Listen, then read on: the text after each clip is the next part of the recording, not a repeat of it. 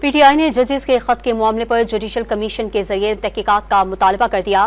Chairman P T آئی گوہر خان نے media conference میں دعویٰ کیا کہ ہائی کورٹ کے ججز کے خط کے بعد بانی پی ٹی آئی کے خلاف مقدمات کی کوئی حیثیت نہیں رہی۔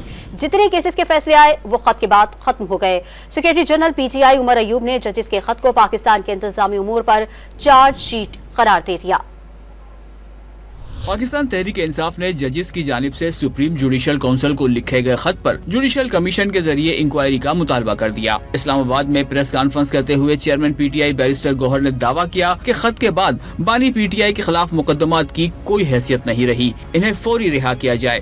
جن جج صاحبان نے لیٹر لکھا ہے، سب سے پہلے ان جج صاحبان ان کی فیملی ممبرز کا تحفظ یقینی بنایا جائے، اس کی ڈیپ انکوائری فوراً انیشیٹ کی جائے اور جوڈیشل کمیشن کے تھرو اس کی انکوائری ہو۔ انکوائری، انویسٹیگیشن اور پروسیڈنگ فل سپریم کورٹ اوپن کورٹ میں کرے۔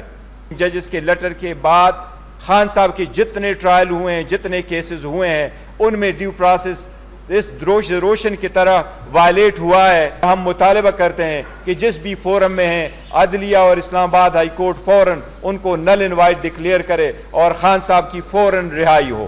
Secretary general P T I Omar Ayub نے ججز کے خط کو پاکستان کے انتظامی امور پر چارج شیٹ قرار دے دیا، باور کرایا کہ معاملہ ایوان میں اٹھایا جائے گا۔